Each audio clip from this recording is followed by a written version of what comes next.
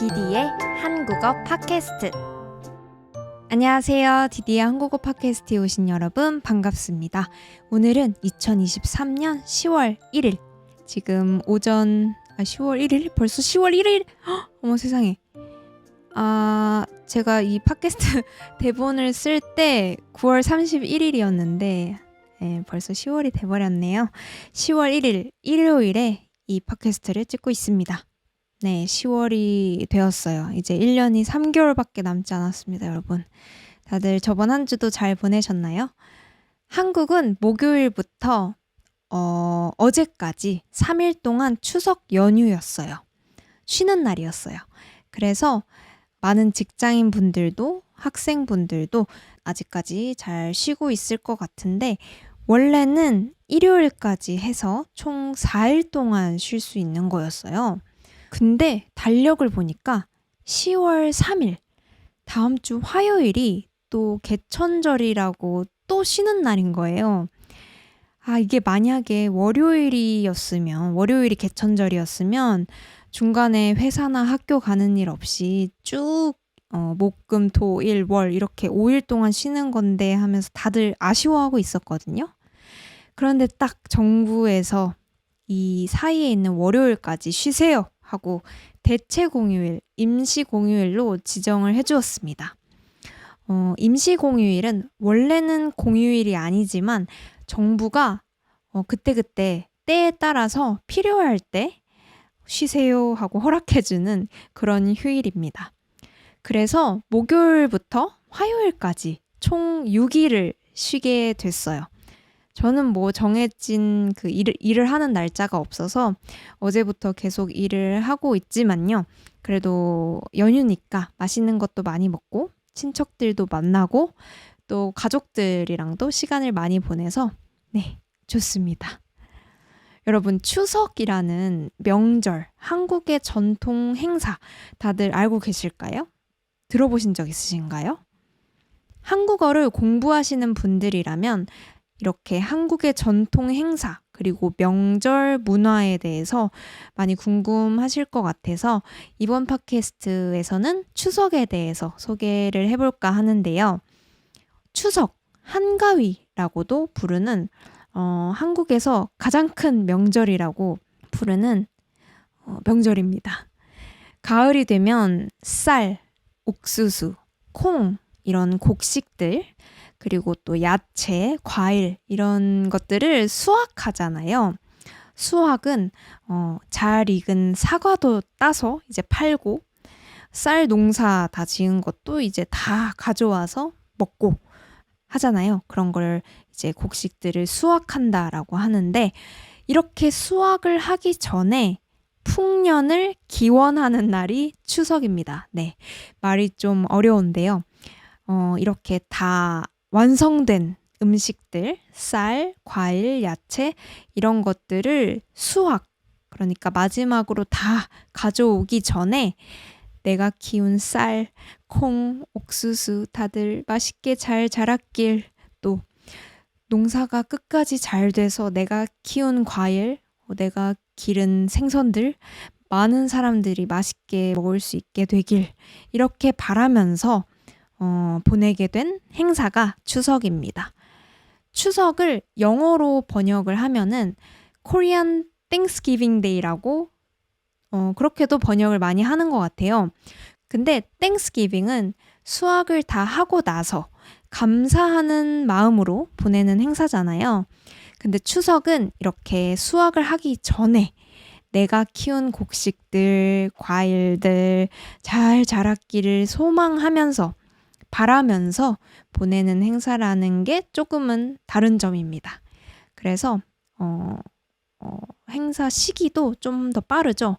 땡스기빙은 11월인데 추석은 9월 말 아니면 10월 초입니다. 그래도 한국인들도 어찌됐든 그냥 올해 농사도 무사히 잘 끝나서 농작물들 수확할 수 있게 도와주셔서 감사합니다 하는 그런 마음으로 추석을 보내고 있습니다. 추석을 보내는 한국인들의 모습은 크게 3가지 정도가 있을 것 같은데요. 먼저 조부모님 댁, 그러니까 할머니, 할아버지 댁에 가서 또 온 친척들이 모여서 다 같이 보내는 그런 가족들도 있을 거고요. 아니면 그냥 할머니, 할아버지들께서 직접 우리 집에 오는 그런 가족들도 있을 거고요. 아니면 뭐 아예 그냥 추석 기념하지 않고 그냥 휴일을 즐기는 그런 사람들도 있습니다. 한국은 젊은 층들, 그러니까 자녀들은 서울, 또 도시에 사는 사람들이 많고요. 또 할머니, 할아버지들은 지방 아니면 시골에 살고 계시는 경우가 많이 있어요.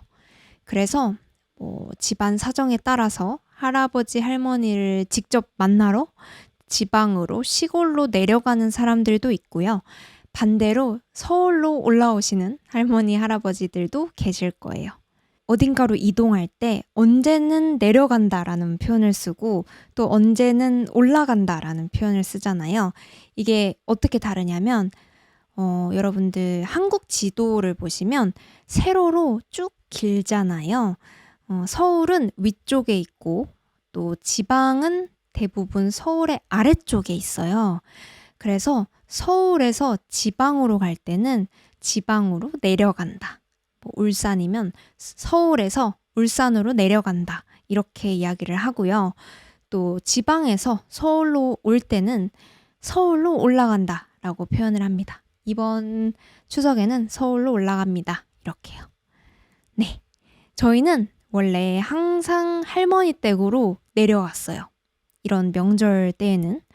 근데 코로나 시점부터 좀 가기가 어려워지기도 하고 또 여러 가지 사정도 있고 해서 작년부터는 할머니 그리고 저희 친척들이 다 저희 집으로 오고 계십니다. 그래서 이 팟캐스트를 위해서 제가 올해 추석의 모습을 여러 가지 찍어봤는데 그 영상들과 함께 한국의 추석은 어떤 모습인지에 대해서 얘기해 보도록 하겠습니다. 그럼 재밌게 들어주세요.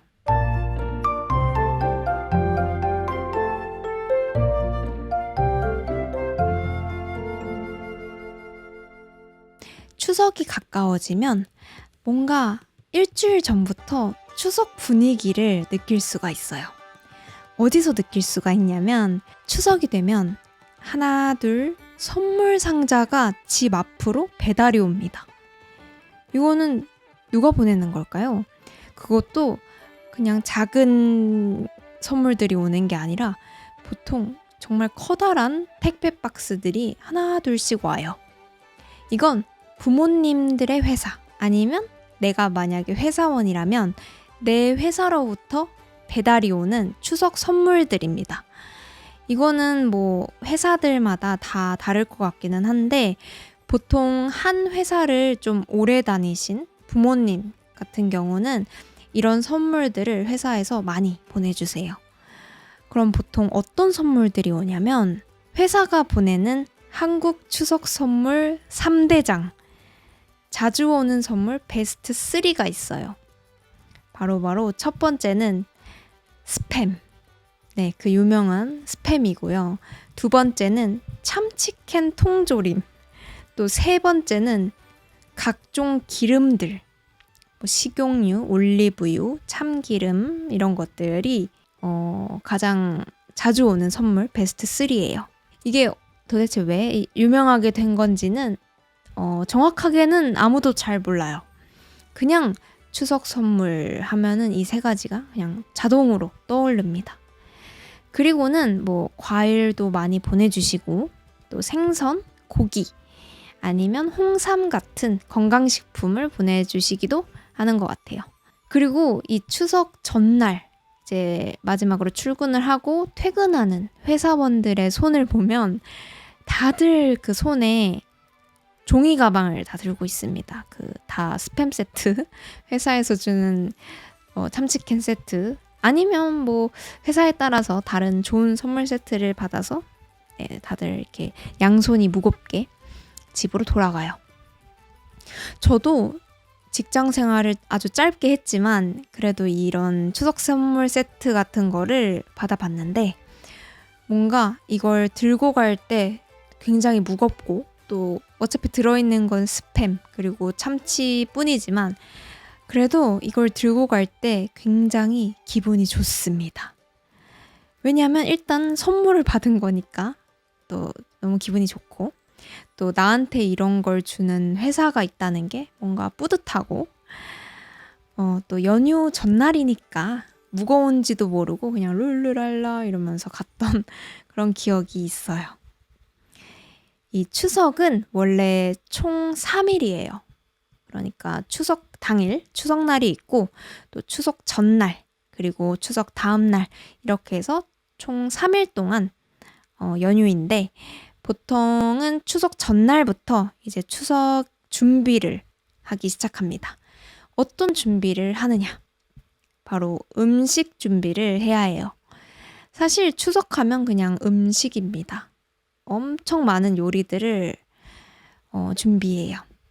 추석을 대표하는 음식은 송편이라는 떡인데요. 그 한 입에 넣을 수 있는 크기의 떡인데 이 속에 다양한 재료들을 넣어요.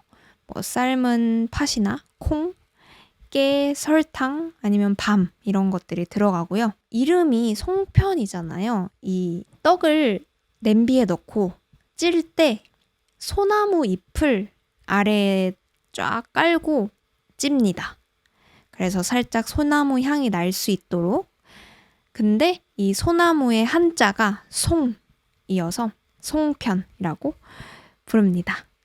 저희 가족들도 추석이 되면 늘 송편은 떡 반죽부터 해가지고 이제 팥도 삶고 손으로 이렇게 만들고 냄비에 찌고 이렇게 직접 만들어서 먹었는데 이제는 그냥 사서 먹습니다. 왜냐면 다른 요리할 것들이 너무 많고 또 떡은 사 먹는 게 훨씬 맛있어요. 그래서 저희는 편하게 사 먹고 있어요. 옛날에는 송편을 예쁘게 빚으면, 예쁘게 만들면 그만큼 예쁜 자식을 낳을 수 있다라는 그런 미신 같은 게 있었대요. 그래서 저도 이렇게 시골에서 송편을 만들고 있으면 할머니나 막 어른들이 우리 누구누구 송편 만든 거 너무 이쁘다. 나중에 예쁜 딸 낳겠다. 이렇게 얘기하시기도 하고 야, 너 예쁘게 빚어야지. 예쁘게 만들어야지. 나중에 예쁜 자식 낳을 수 있어. 예쁘게 만들어. 이렇게 말씀하시기도 했어요. 뭐지? 지금 생각해보니까 그냥 송편 예쁘게 만들라고 그냥 하는 말 같은데 뭐 아무튼 그렇게 송편을 만들던 추억도 있고 지금도 송편을 만드는 가족들이 있을 것 같아요. 그 다음으로는 이제 추석 차례라는 걸 준비해야 돼요. 차례는 조상님들, 그러니까 나의 할아버지의 할아버지의 할아버지의 할아버지, 내가 태어나기 이전에 그 조상님들, 이미 돌아가시고 없지만 나의 가족들에게 인사를 드리는 뭐라고 해야 될까요? 세레머니 같은 걸 차례라고 불러요. 이게 어떤 거냐면 굉장히 커다란 밥상에 음식들을 여러 가지 이렇게 차려놓고 또 촛불을 켜고 그 앞에서 절을 하면서 인사를 드리는 그런 행사입니다. 그래서 이 차례상에 올리게 될 그 음식들을 준비해야 해요. 차례상에 놓는 음식들은 각각의 집 문화마다 다양한데 대표적인 음식들이 몇 가지 있어요. 우선은 배, 사과, 감, 이런 과일들, 그리고 삼색나물이라고 해서 이게 세 가지 색깔이라는 뜻인데, 세 가지 색깔의 나물이라는 뜻인데, 초록색의 시금치, 또 갈색의 고사리, 흰색의 도라지, 이렇게 세 가지를 잘 이렇게 볶아서 다 이렇게 예쁘게 플레이팅하는 그런 음식이 있고요. 또 아까 만든 송편, 또 전통 과자들 이런 것도 놓고 생선, 고기 이런 것도 놓습니다. 저희 집은 산적꼬치라는 대표 명절 음식도 항상 꼭 만드는데 이거는 다양한 야채들 또 햄 이런 거를 이쑤시개에 꽂아서 꼬치처럼 만들어서 구워 먹는 그런 꼬치입니다. 이것뿐만 아니라 또 다양한 전들, 뭐 생선전, 배추전, 육전이라고 해서 고기전, 이런 전도 다 붙여요. 그리고 또 중요한 국. 이거는 어떤 국인지는 집집마다 다르다고 들었는데 저희는 무랑 또 고기를 같이 삶은 그 육수로 만드는 미역국을 끓여 먹습니다. 어떤가요? 진짜 많죠? 이래서 추석은 음식이에요.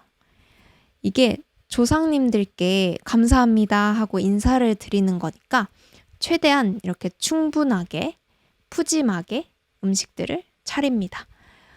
이런 음식들을 차릴 때 재밌는 점이 제사상에 올리면 안 되는 음식들이 있어요. 그러니까 그냥 막 푸짐하게 피자도 올리고 치킨도 올리고 떡볶이도 올리고 이러면 너무 맛있고 좋잖아요. 그렇지만 제사상에는 올리면 안 되는 음식들, 주의할 점들이 있습니다. 우선 빨간색이 들어가면 안 돼요. 사과만 빼고 뭐 고춧가루, 팥 이런 것들을 올리면 안 됩니다. 왜냐면 이 빨간색은 귀신들을 쫓아내는 힘이 있다고 믿기 때문이래요. 그리고 마늘도 귀신을 쫓기 때문에 마늘도 사용하지 않고요. 또 복숭아도 귀신을 쫓는 힘이 있어서 복숭아도 안 됩니다. 그리고는 참치, 갈치, 꽁치 이렇게 치로 끝나는 생선은 올리면 안 된대요. 이게 왜냐면 치로 끝나는 생선들은 뭐라고 해야 될까? 고급 생선이 아니라고 생각을 하기 때문에 뭐 옛날부터 이렇게 귀한 사람들에게 대접할 때는 귀한 사람들께 밥을 차려줄 때는 쓰지 않는다고 합니다. 너무 재밌지 않아요? 그리고 마지막으로는 음식들이 다 홀수여야 된대요. 1, 3, 5, 7, 9 같이 그 홀수 숫자들 있잖아요. 예를 들면 생선은 1개, 사과는 3개, 송편은 5개 이렇게 홀수 숫자를 꼭 맞춰야 된다고 하더라고요. 왜냐하면 옛날부터 이 홀수가 좋은 기운이 있다고 믿어왔대요. 그래서 홀수로 음식을 꼭 놔야 된다고 합니다. 너무 재밌지만 또 굉장히 복잡한데요. 이거 말고도 규칙이 정말 많아요. 그 음식을 놓는 순서도 있고요. 음식의 자리도 다 정해져 있고 또 색깔별로 놓아야 되는 또 위치도 다르고 이렇게 다 규칙이 있습니다. 그래서 사실 저도 잘 몰라요. 그래서 저는 항상 음식들을 대충 밥상 위에 그냥 올려만 놓고 삼촌 아니면 아빠가 다 이렇게 새로 순서를 지켜서 놓아주십니다.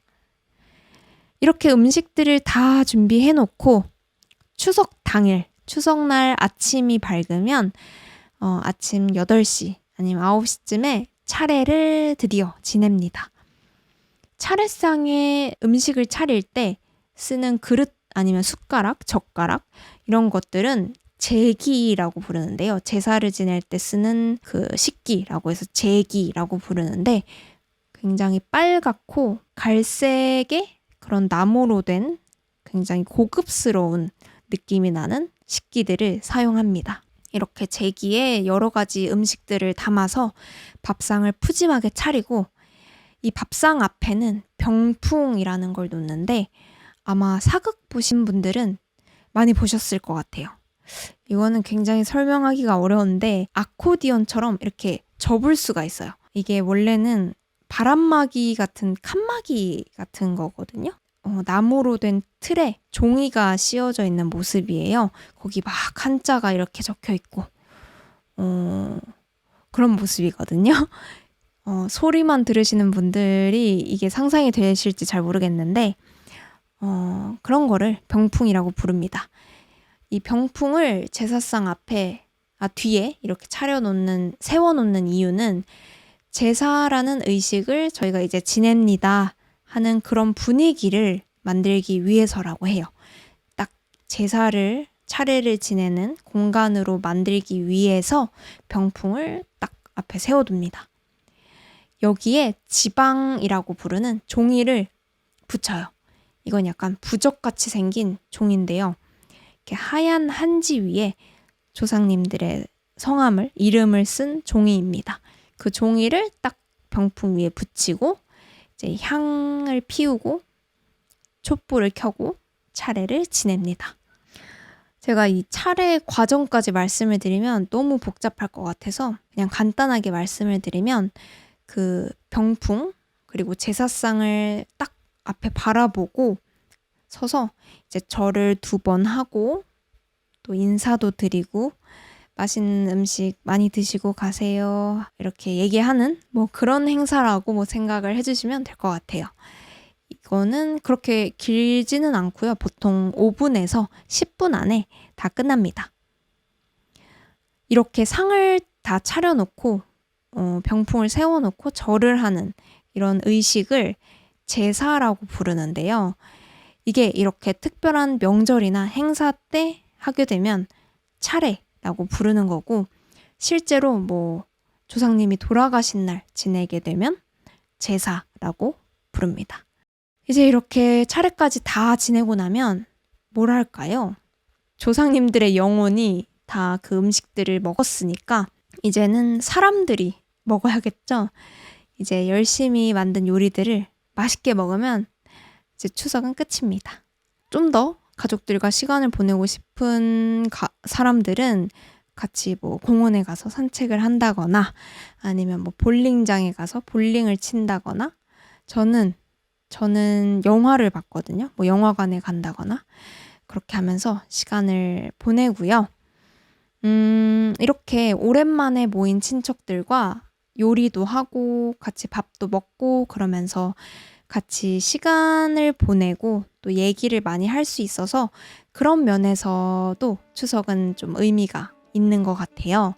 나의 조상들은 이제 다 영혼이 되어서 귀신이 되어서 이 자리에는 없지만 그래도 이렇게 같은 조상을 둔 친척들 또 내 가족들과 다 이렇게 이어져 있구나 하는 거를 느낄 수 있는 자리인 것 같습니다.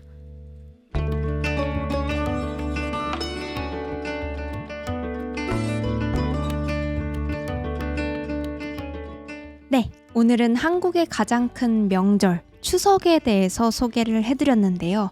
어땠을까요? 저는 좀 생생한 현장의 느낌을 전해드리고 싶었는데 잘 느껴졌을지는 모르겠네요. 추석 어떤 것 같아요? 재밌어 보이나요? 좀 신기한가요? 뭔가 이렇게 귀신 이야기도 나오고 그래서 되게 종교적인 느낌이 나지만 저는 종교가 없어요. 그래도 이런 행사는 쭉 전통처럼 이어져 오고 있습니다. 사실 제가 말씀드린 차례 같은 문화들은 없어지고 있는 문화예요. 이게 왜 그러냐면 과거에 비해서 지금은 너무 많이 달라졌기 때문에라고 해야 될까요? 사실 이 제사 음식, 뭐 삼색나물, 산적꼬치, 송편 이런 것들이 맛있기는 하지만 솔직히 떡볶이가 더 맛있고 조상님들한테 인사를 드린다? 하는 그런 개념이 현대인들한테는 그렇게 와닿지가 않는 것 같아요. 뭔가 그런 게 있다고 비현실적인 옛날 동화 속 이야기처럼 들려요. 그런데 제사를 준비하는 과정이 힘들기까지 해요. 요리를 준비해야 될 게 너무 많으니까. 그래서 특히 어머니들이 굉장히 힘들어 하십니다. 왜냐면 이 제사는 아니면 차례는 친가는 저한테는 아버지, 어머니한테는 남편. 그러니까 남자 집안의 제사만 챙겨요. 그래서 정말 냉정하게 이야기를 하면 어머니 입장에서는 나는 가족도 아닌 내 조상도 아닌 내 남편의 조상한테 인사를 드리자고 이렇게나 많은 요리를 해야 되는 거예요. 그것도 옛날에는 특히 이 모든 음식을 다 여자가 맡아서 했습니다. 지금은 많이 나아져서 남자들도 다 하지만 그래도 여자들이 조금은 더 어쩔 수 없이 하게 되고, 그리고 또 같은 일을 해도 이 내 조상님도 아니고 여기 어디야 이렇게 되니까 불만이 쌓이는 거죠. 그래서 많은 집들이 이렇게 한 차례를 없애고 있다고 합니다. 아니면 그냥 그 음식들을 다 사버리는 집들도 있고요. 저희도 지금까지는 이렇게 나름 정성 들여서 지내고 있기는 한데 나중에는 또 어떻게 될지 모를 것 같아요. 이렇게 여러 가지 좋은 점 그리고 또 나쁜 점, 이게 동시에 일어나는 그런 명절입니다. 추석날에 뜨는 보름달이 1년 중에 가장 큰 보름달이라고 해요. 그래서 다들 달을 보고 소원을 빌거든요. 저도 빌었는데 여러분들도 올해는 놓쳤지만 내년 추석날에는 보름달을 보고 소원을 빌어보면 어떨까 생각합니다. 혹시 모르니까. 네. 이번 팟캐스트가 도움이 되셨다면 좋아요 버튼 그리고 댓글로 많이 많이 알려주세요. 여러분, 저는 드디어 다음 주에 일본에 갑니다. 위히. 제가 여행에 가 있는 동안 팟캐스트를 아마 못 올릴 것 같아요. 그래서 생각을 해보다가 처음으로 라이브를 해볼까 생각을 하고 있는데, 정확한 건 제가 일본에 가서 다시 한번 공지하도록 하겠습니다. 구독자분들이 점점 늘어가면서 여러 가지 주제를 많이 추천해주고 계세요. 정말 감사합니다. 제가 최대한 모두 다 해보려고 노력하겠습니다. 우선은 여행을 잘 다녀오겠습니다. 오늘도 디디의 한국어 팟캐스트 들어주셔서 감사합니다. 그럼 저는 다음 주, 늦으면 다다음 주에 또 다른 팟캐스트로 돌아올게요. 모두 좋은 하루, 좋은 밤 보내세요. 안녕.